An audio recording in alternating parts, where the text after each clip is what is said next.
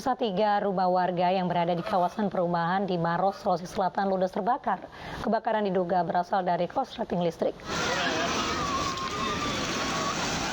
Kebakaran melanda 3 rumah yang berada di kawasan perumahan di Maros, Sulawesi Selatan. Kebakaran yang terjadi menjelang waktu berbuka puasa ini di tengah permukiman membuat panik warga sekitar.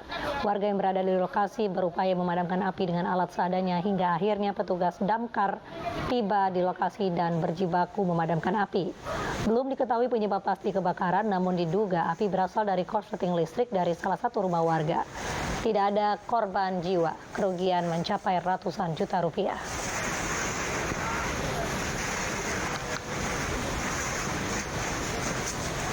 Ratusan warga di Subang, Jawa Barat rela antri untuk mendapatkan bantuan beras pangan dari pemerintah. Bahkan seorang warga pingsan akibat berdesakan dalam pembagian beras 10 kg.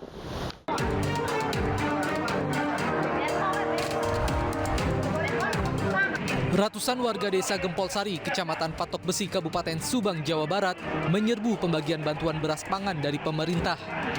Pembagian beras 10 kg ini dibagikan pemerintah melalui pos dan dilaksanakan di kantor desa setempat. Tingginya antusiasme warga membuat warga harus berdesakan saat antri pembagian beras. Padahal pemerintah desa telah membagi jadwal agar tidak terjadi kericuhan dan dijaga oleh pihak kepolisian Polsek Patok Besi.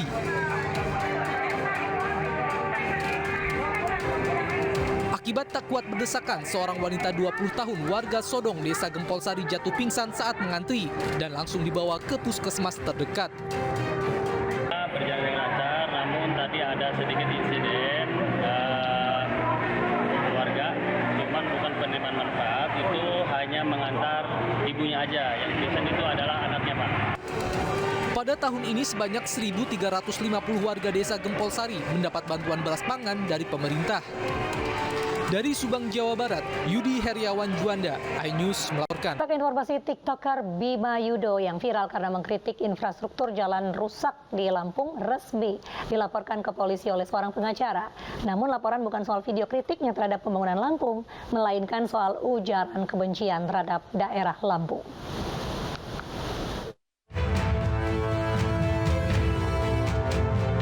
Pasca kritikan infrastruktur jalan rusak di Lampung oleh TikToker Bima Yudo, ia resmi dilaporkan ke polisi lantaran kritikannya dianggap telah menghina orang Lampung dan tidak menggunakan kata-kata yang santun. Bima Yudo resmi dilaporkan oleh seorang pengacara yang bernama Ginda Ansori yang marah dengan konten Bima di akun media sosialnya. Tidak hanya mendeskripsikan nama kepala daerah, namun kalimat yang diungkapkan Bima juga dianggap kalimat ujaran kebencian yang mengandung unsur sara. Iya, dari saya pribadi gitu sebagai putra daerah Lampung gitu, yang bahwa daerahnya kemudian direndahkan dengan sebutan dancang itu oleh saudara Bima itu. Sementara kepolisian daerah Lampung membenarkan adanya laporan resmi terhadap TikToker Bima Yudo. Sedang didalami, tapi kami lagi fokus dulu untuk urusan mudik, karena itu artinya lebih penting. Izin konfirmasi, artinya memang sudah dilaporkan ke Polda Lampung gitu? Ya, laporannya ada, setelah kita pelajari. Sementara pihak keluarga TikToker Bima Yudo mengaku akan menunjuk kuasa hukum untuk menghadapi proses hukum. Dari Bandar Lampung, Andres Afandi, iNews melaporkan. Aparat keamanan berencana mengevakuasi seorang prajurit TNI yang gugur ditembak kelompok separatis teroris Papua. Evakuasi korban dengan menggunakan helikopter dari distrik Mugi, Kabupaten Duga ke Timika, Papua.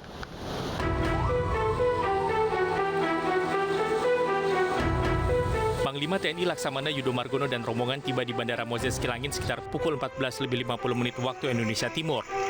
Panglima dan rombongan langsung menuju ke pangkalan TNI AU Yohanis Kapiau. Laksamana Yudo Margono ke Timika, Papua pasca kontak tembak antara TNI dan kelompok separatis teroris di wilayah Mugimam, Kabupaten Duga, Papua Pegunungan Sabtu lalu. Dalam peristiwa itu, satu prajurit Kostrat Pratu Miftahul Arifin gugur. Sementara itu, suasana duka menyelimuti rumah almarhum prajurit 1 Miftahul Arifin di Dusun Kerajaan Desa Nanggungan, Pacitan, Jawa Timur. Korban merupakan putra pertama dari 2 bersaudara pasangan Agus Santoso dengan Parmini. Almarhum juga meninggalkan seorang istri bernama Wahidia Nur Aziza, guru SD honorer, dan seorang anak yang masih berusia 2 tahun bernama Hala Mahdia Arifin. Kini keluarga menanti kedatangan jenazah almarhum yang masih dalam proses evakuasi. Untuk saat ini kabar terbaru yang saya terima sudah ditemukan titik lokasi jenazah, namun masih selalu diusahakan supaya dapat dievakuasi. Terakhir komunikasi kapan Mbak dengan Almarhum? Terakhir komunikasi itu tanggal 5. Kontak tembak terjadi pada Sabtu 15 April 2023, berlangsung sejak sore hingga malam hari. Akibat peristiwa itu, satu anggota TNI gugur. Kontak tembak terjadi saat aparat menyisir kawasan Duga, Papua untuk mencari pilot Susi Air. Adapun kondisi prajurit yang lainnya saat ini masih ada di beberapa lokasi. Kami kesulitan untuk menghubungi karena kondisi cuaca yang tidak menentu. Untuk itu Panglima TNI secara terus-menerus memerintahkan untuk melakukan pencarian dan bantuan tempur. Hingga kini aparat gabungan TNI Polri terus berusaha mengevakuasi korban. Tim Liputan iNews melaporkan. Pemirsa, penyidik KPK menggeledah ruang kerja Wali Kota Bandung tersangka korupsi pengadaan CCTV dan jaringan internet.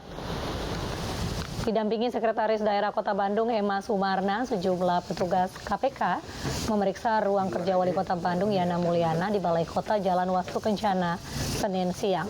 Pemeriksaan ini terkait dengan penangkapan Wali Kota Bandung bersama sejumlah pejabat Dinas Perhubungan Kota Bandung atas dugaan tindak pidana korupsi pengadaan CCTV dan jaringan internet di Dinas Perhubungan. Sebelum masuk ruangan, Sekretaris Daerah Kota Bandung mengingatkan awak media untuk tidak ikut masuk ke ruang Wali Kota Bandung.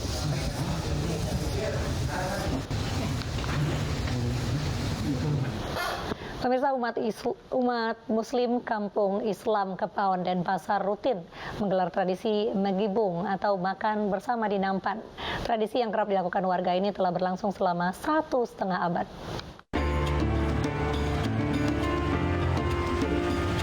Warga Kampung Islam Kepaon dan Pasar bersiap menggelar penggibung atau tradisi makan bersama dalam satu nampan di Masjid Besar Al-Mujahirin.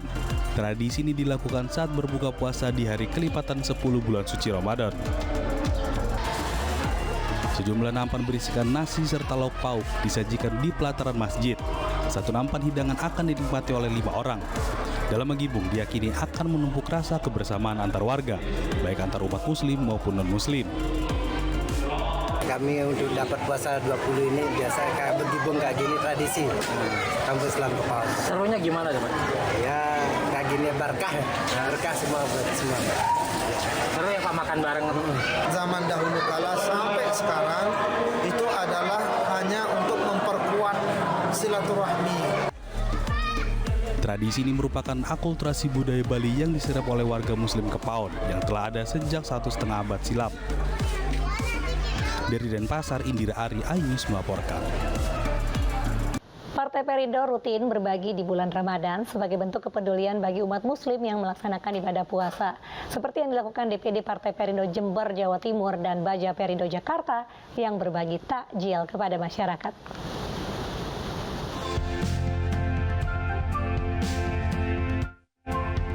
Sebagai bentuk kepedulian antar sesama di bulan Ramadan, Dewan Pimpinan Daerah Partai Perindo Jember, Jawa Timur membagikan takjil gratis kepada warga dan pengguna jalan di Jalan Hayamuruk, Jember. Aksi ini sengaja dilakukan sebagai bentuk membantu sesama, terutama pada umat muslim yang sedang berpuasa, dengan sedikit membantu untuk kebutuhan berbuka puasa. Kita berusaha untuk bermanfaat bagi masyarakat Jember dengan cara melakukan kegiatan sosial yaitu bagi-bagi takjil. Semoga hal ini bermanfaat bagi masyarakat Jember di bulan yang penuh barokah ini. Sementara di Jakarta, barisan penjaga Partai Perindo juga memberikan takjil makanan berbuka puasa secara gratis di Terminal Rawamangun, Jakarta Timur. Warga pun antusias dan antre untuk mendapatkan takjil yang telah disiapkan barisan penjaga Partai Perindo. Kita melibatkan UMKM yang ada di sekitar sini menyiapkan makanan dan berbuka puasa ini sehingga mendatangkan berkah bagi mereka UMKM yang ada di sekitar. Kegiatan positif Partai Perindo ini diharapkan bisa mendongkrak suara Partai Perindo pada pemilu 2024 mendatang. Tim Liputan iNews melaporkan. Pemirsa, jika di Indonesia biasanya anak-anak dan remaja berkeliling kompleks untuk membangunkan warga untuk sahur, nah berbeda di Suriah dan Libya. Di sana ada profesi khusus untuk membangunkan orang-orang sahur.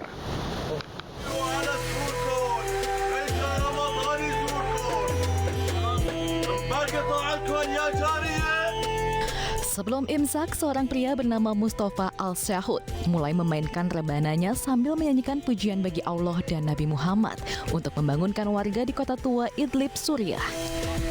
Al-Syahud adalah seorang musyaharati, yaitu petugas publik khusus untuk membangunkan warga muslim untuk makan sahur.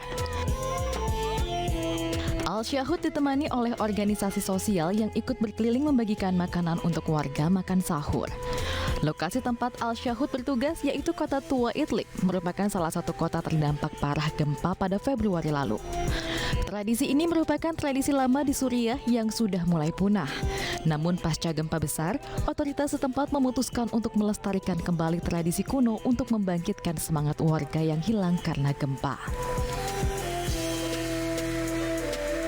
شخصية المسحراتي اللي بيفيق أول الناس وبيمسك الطبلة وبيدق على الطبلة وبيصير بيدور بالشوارع وبيدور بالأزقة وبيصيح بأسمائهم. طبعا حفظان كل أسماء الموجودين كانوا بالحارات اللي هون القديمة. طبعا المسحراتي عم نعيد هذا تراث قديم من أيام زمان، عم نعيده هلا حاليا لنعيد البهجة لرمضان، البهجة للحياة اللي احنا اللي فقدناها بظل الحرب وبظل الزلزال اللي صار. Serupa dengan di Libya, Karoru Mohamed, seorang petugas pembangun sahur juga bertugas pada dini hari. Tradisi ini juga merupakan tradisi lama yang dikhawatirkan akan punah. Mohamed berjalan sambil membunyikan rebana dan menyanyikan pujian bagi Allah dan Nabi Muhammad agar warga muslim tidak terlambat makan sahur di residensial di kota tua Sabah. Tradisi musyaharati sudah ada sejak berabad yang lalu. Sementara Mohamed telah menggeluti profesi ini sejak berusia 15 tahun. Mohamed merupakan generasi ke-7 yang berprofesi sebagai musyaharati. Ia pun berencana untuk mewariskan profesi ini ke anaknya. الناس يتمنوا الحاجات الشعبية هذه اللي كانت موجودة كل واحد يحاول أن يسمعها مع أن الوسائل كثرت لكن الناس متشوقين لحاجات شعبية لأن اللي ما عندهاش ماضي ما يبني مستقبل. منطقة عندها برنامجها، احنا قصتنا البركة من ضمن البركة غاية تنجرابن يعني، وين كل ليلة تاخذ الجهة، تاخذ الشارع الرئيسي وبعدين لما تروح تاخذ الشارع الفرعي لين تروح.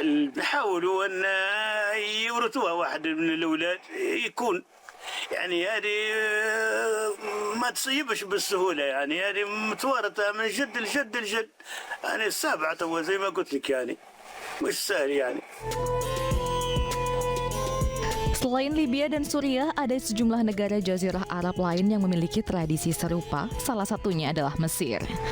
Profesi ini sudah ada sejak zaman Khalifah bi Amarullah yang memerintahkan warga untuk tidur segera setelah salat tarawih. Tradisi ini terus berlanjut hingga zaman modern yang berlangsung selama 600 tahun. Dari Suriah dan Libya, tim liputan melaporkan. Pemirsa, ribuan supporter menggelar konvoi atas kemenangan PSM Makassar yang jadi juara Liga 1 musim 2022-2023. Para supporter telah menanti kedatangan tim Juku Eja di jalur-jalur yang dilalui rombongan para pemain dan pelatih dari Parepare menuju Makassar, Sulawesi Selatan. Konvoi digelar dimulai dari Jalan Urip Sumoharjo sekitar pukul 15 waktu Indonesia Tengah, kemudian berlanjut ke Jalan Gunung Bawah Karaeng dan masuk ke Jalan Jenderal Sudirman. Rombongan pemain PSM disambut dengan ledakan kembang api, kemudian berlanjut ke Jalan Haji Bau. Konvoi berakhir di kawasan Center Points of Indonesia. Pesta juara Liga sudah lama dinanti para supporter PSM. PSM menjuarai Liga 1 musim ini sekaligus memutus puasa gelar sejak terakhir kali juara pada 2000.